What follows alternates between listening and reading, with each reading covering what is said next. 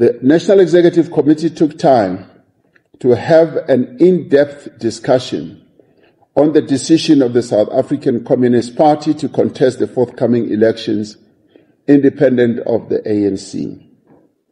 We recognize that the South African Communist Party is an independent political organization that has the right to contest elections as it sees fit.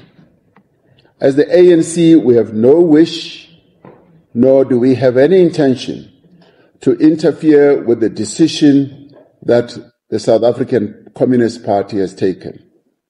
However, as we have indicated to the South African Communist Party, our ally, we disagree with the decision. We believe that this decision has fundamental implications for the strategy and program of the National Democratic Revolution and the alliance that has led the struggle for liberation in our country since the 1920s.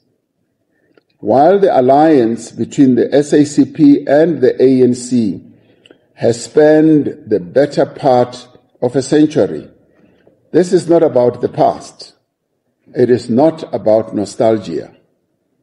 As the ANC, we are seriously concerned that this decision taken by the South African Communist Party to participate in elections in their own name and right will significantly weaken the forces for national democratic change. We will continue to seek to engage with the SACP on how we will run those elections. We will go out from this meeting to explain our position to our structures at every level of our organization so that comrades, members of the ANC are empowered to explain the challenge this poses to our transformation agenda. We are determined to ensure that these developments do not divide our movement or cause instability. We reiterate that the SACP members who hold ANC membership are full members of our movement with the same rights and duties as any other ANC member, rights and responsibilities that are clearly stated in our Constitution. So we will continue to engage with the party to see the extent to which the decision they have taken can be fully understood and also the extent to which we will be able to work together as the 2026 elections come, in which they have decided to participate in their own name and right.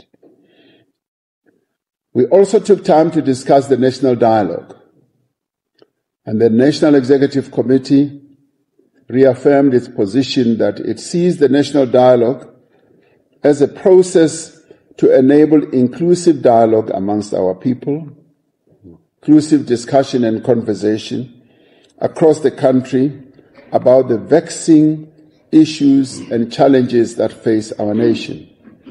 The national dialogue is therefore a series of what we expect to be meaningful conversations about the South Africa that we all want and how we must get to that ideal South Africa of our dreams. The first National Convention will be held on the 15th to the 17th of this month, August, bringing together around 1,000 delegates from more than 30 different sectors through which our people are represented in one fashion or another. This National Convention is intended to set the agenda for the national dialogue and outline how the dialogue will unfold in localities across the country over the next 8 to 10 months. The eminent persons group that has been chosen to be the real guarantors and the wise people has already been making a meaningful contribution in ensuring that the national dialogue will be held properly.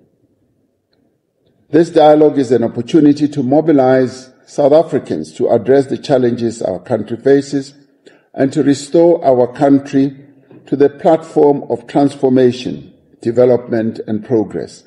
It is an opportunity to build on the achievements of the last 3 decades by defining a shared vision and a common program to take South Africa forward. We must be clear that the national dialogue does not displace the democratic processes mandated by our Constitution. Its outcome cannot supersede the electoral mandates that was given to the parties that are part of our parliament and our national executive. But it can deliver a social compact that outlines clear commitments and responsibilities for different stakeholders, government, political parties, business, labor, civil society, manifested in a variety of formations, be it religious communities, sporting communities, and a whole number of other social formations. It will also give opportunities for individual citizens of our country to participate. The task that we have is to ensure that the outcomes of the national dialogue can be institutionalized in a manner that informs and guides the direction our country takes moving forward. We have been clear that this dialogue must be as inclusive as possible. It needs to be citizen-led, and it must reflect the views of the people of South Africa. Citizens must be able to freely and fully participate in the national dialogue as individuals, in organized formations, and through their representative bodies. As I conclude, the road ahead requires clear programmatic action, and the National Executive Committee was clear that it is the ANC that must continue mobilizing our people as we take the actions that need to be taken to take the country forward. We must urgently implement a recalibrated development plan or path which will be centered on jobs, reindustrialization, land reform, youth empowerment, the empowerment of the women of our country, and the professionalization of the state. Political education must become compulsory at all levels of the movement and also in the public service. In this regard, we must welcome the fact that over 100,000 ANC members have now completed the foundation course that was launched a few months ago.